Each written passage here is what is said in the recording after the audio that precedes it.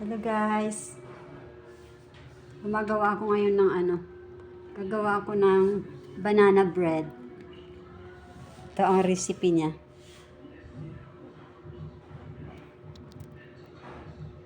Yan. Banana bread. Ano lang, gagawin ko, i-adjust ko siya lahat para makakain ako. Like yung sugar, i-adjust ko siya. Para makakain ako. Yan. Tapos yung lahat in-adjust ko siya. Bali gagawin ko yung i-bake ko siya sa sa rice cooker ko lang siya lulutuin. Hindi sa Tapos lalagyan ko siya guys ng walnut.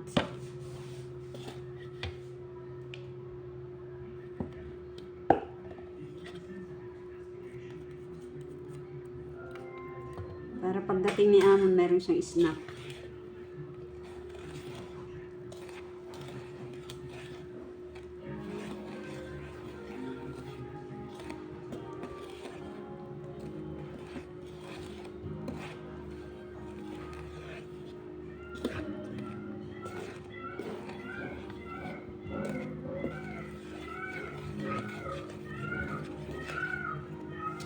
Yung banana na ginamit ko dito,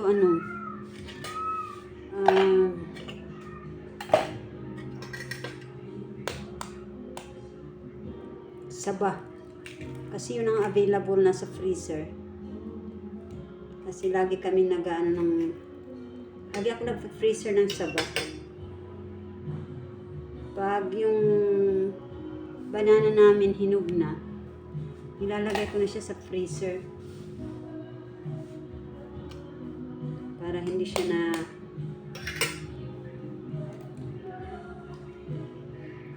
nabubulok dito sa labas.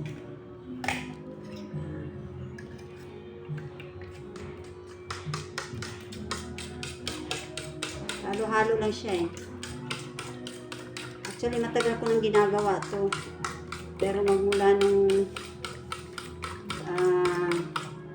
nag-work ako, hindi ko na nagagawa. Hindi na ako nakakapag-bake.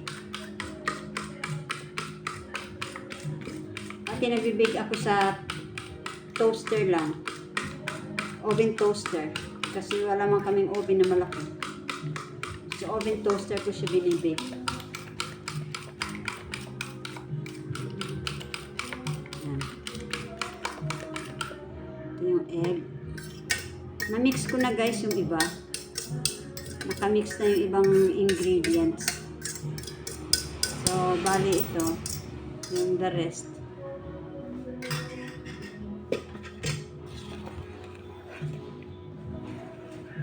Lagyan ko siya ng milk pa pala. Ang gagawin kong milk, lang. Ay, may milk tayo dyan, May milk tayo dyan. Tama. Kasi ang milk na gagamitin is buttermilk. 2/3. Ang 3/4, yung measuring cup ko kasi, hiniram, tsaka measuring spoon. Hindi pa rin sinasauli hanggang ngayon, mga months na. So, ang ginamit ko, in-estimate ko na lang siya guys. Kasi, pag marunong ka naman mag-estimate, may estimate mo naman yun eh. Pero, syempre, iba pa rin yung talagang measured siya. So, meron akong milk dito na So, ito yung mga gamit ko. Tapos, kuha lang ako ng milk. 3/4 dali na. 3/4 cup na.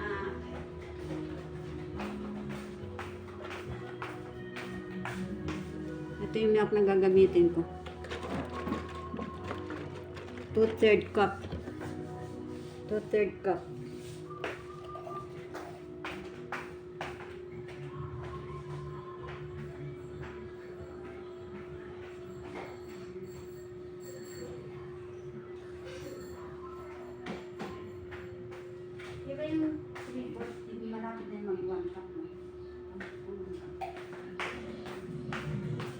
2/3 cup na. Ito lang ginamit ko guys. Kasi ano, wala yung ano eh. Wala yung measuring cup ko talaga na ano, ginagamit. Yan.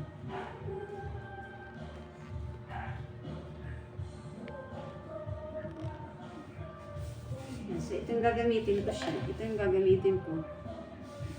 Dahil hindi ko sinasauli yung hiniram sa akin na ano.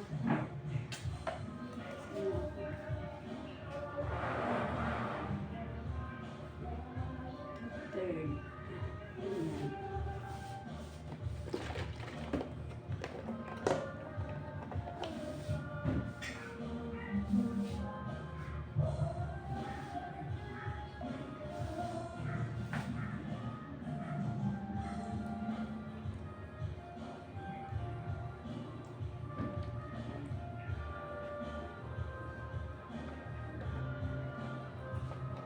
Gatas si Amon to.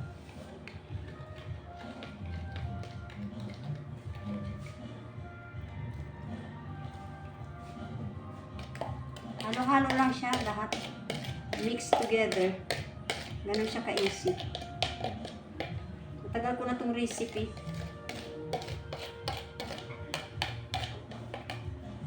Na-share ko na nga to eh. Na-share ko na siya sa mga relatives ko. Yung easy na recipe ng banana bread.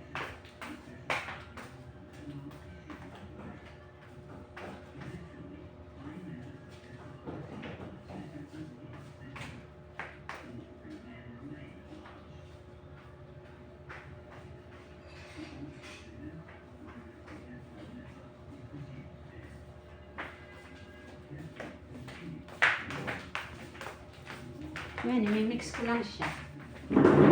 Mix together. Yan. Tapos, wala ako palang, nutcracker. Daddy, meron kang, nutcracker. Bote na lang, no? Eh? Gusto ko siya, guys, eksperimentuhan. Lagyan ko ng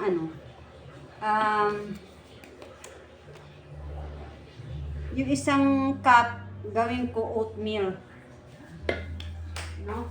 Oatmeal ang ilalagay ko.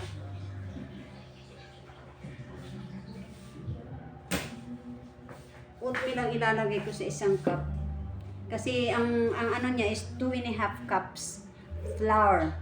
So yung isang cup, gagawin ko oatmeal ang gagamitin ko.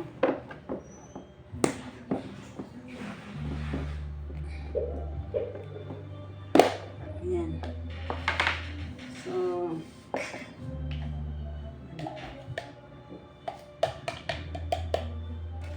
gagawin ko oatmeal.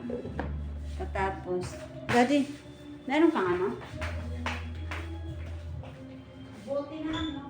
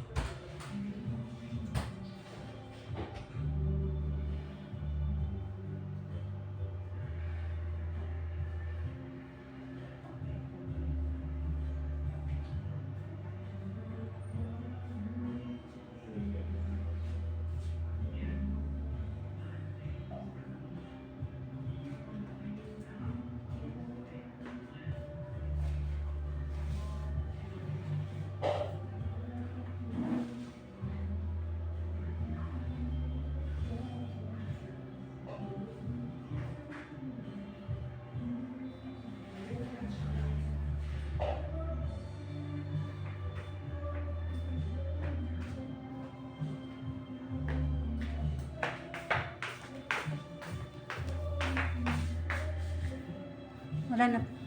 Ayan na.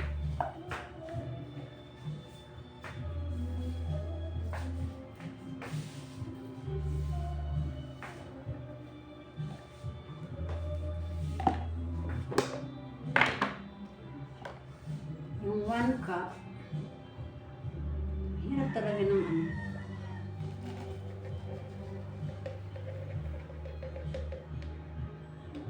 Sakto lang pala. 1 cup.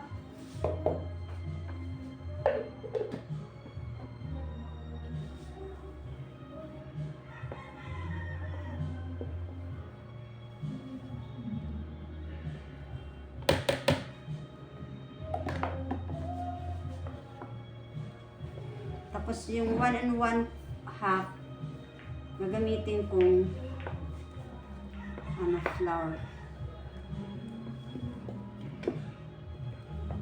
Flour ang gagamitin ko. Tapos yung sugar, instead of, yung sugar na ginamit ko, instead of 1 and 3/4 cups, ginawa ko lang siyang 1 cup. Para makakain naman ako kasi kung maraming sugar, sobrang kawawa ako.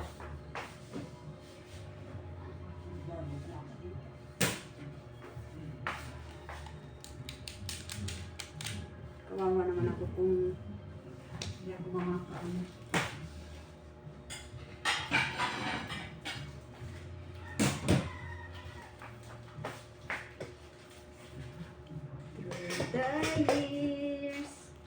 Tabi ko lang yung ibang para may flour pa ako dito.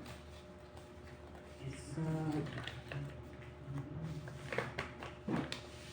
gagawin ko kasi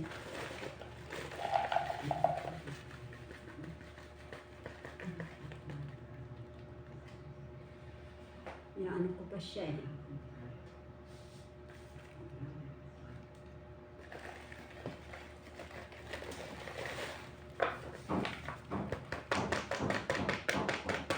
Yan, ini half.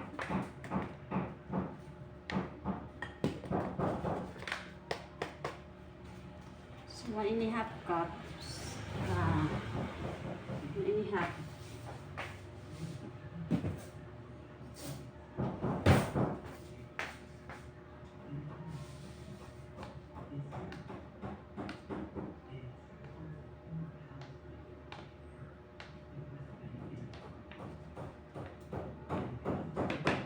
Okay. So, kailangan ko siyang ganito. Hindi ko na pala kailangan itong Sige, hindi ko na pala kailangan ito.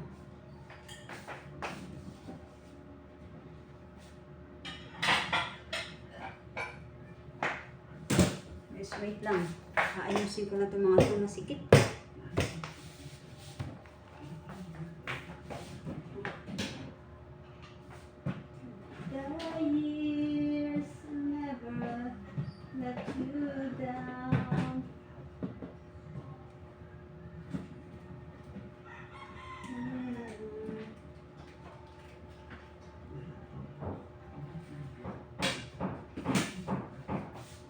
Tanggalin ko ng mga lahat-lahat ng mga ito.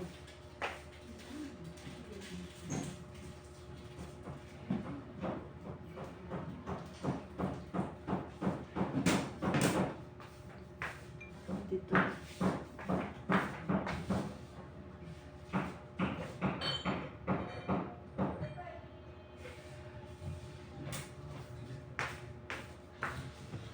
Okay. So, ready na.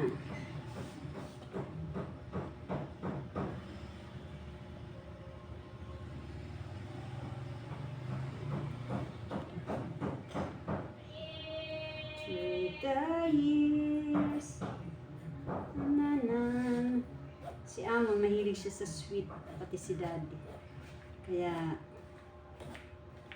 gustong-gusto nila to. Talagang bibili sila ng ng matamis. Kasi sabi ni Amon, sweet tooth daw siya. Ay, ba sweet tooth. Sweet tooth daw. Kaya daw siya mahilig sa sweet. Dahil meron daw siyang sweet tooth.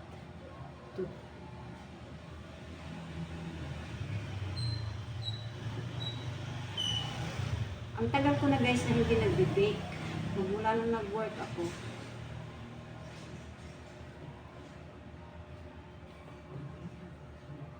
Wala na akong time nung mag-bake. Kasi dati, nakakapag-bake pa ako kahit sa oven toaster lang. Ngayon, actually, first time kong gagawin to sa rice cooker. Nahirapan ako sa ito na lang. sa rice cooker. Pero pwede naman siya talaga. Kaya try ko. Try ko siya. Yan. So guys, malapit nang matapos to.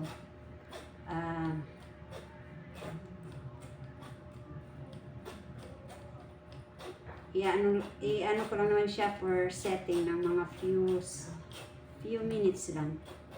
Ano lang siya pagkatapos na siya, mix together, pour into 2 loaf pans, and then bake for 1 hour. Bake for 1 hour.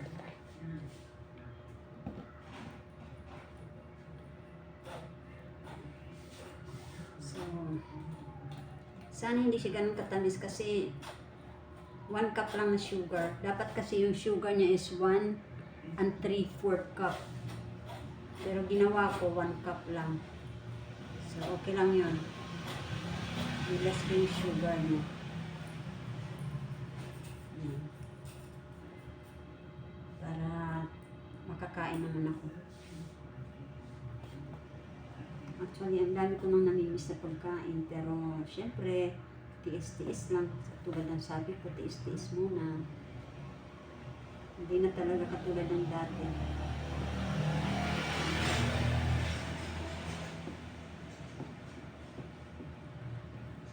Parang dry. Kulang ata siya sa milk. Tama naman yung milk na ginawa ko. Yung shortening niya. Tama rin naman. Akala ko sobra. Ang hirap kasi yung measuring cup ko wala dito. Bili naman siguro akong measuring spoon at saka measuring cup. Hiniram sa akin. Hanggang ngayon hindi pa sinasauli, kaya ang hirap. Ang hirap mag-estimate. Diba?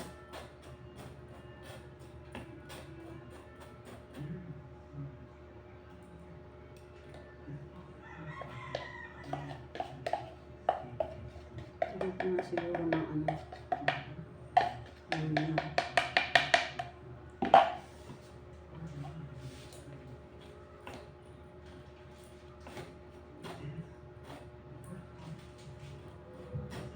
matagal na yun yung measuring spoon at saka measuring cup ko. Matagal ko na yun kasi di ba nga nagbe-bake talaga ako. Magawa talaga ako. Yan. Okay, may mix na ko na siya. Oh, parang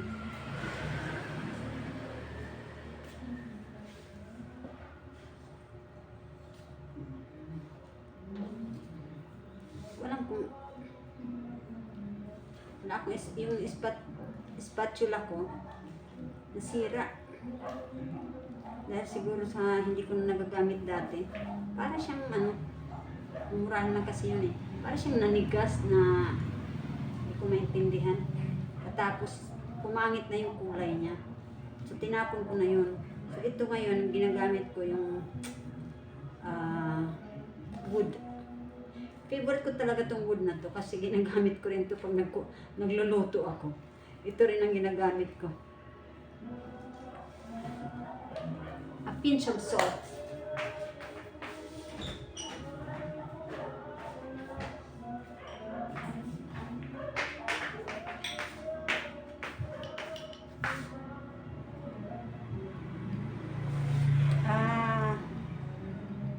Actually, 1 teaspoon.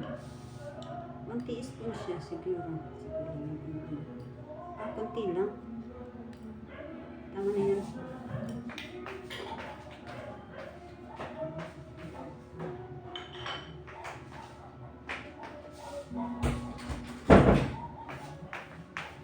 So, wala akong nutcracker. Matigas kasi yung walnut. Kaya mahirap i-crack ng mano-mano. Meron ako dyan, peanut. Siguro peanut na lang gamitin ko, no? Peanut na lang siguro gagamitin ko. Ay! Diba, Daddy, mayroon kang peanut din sa tindahan na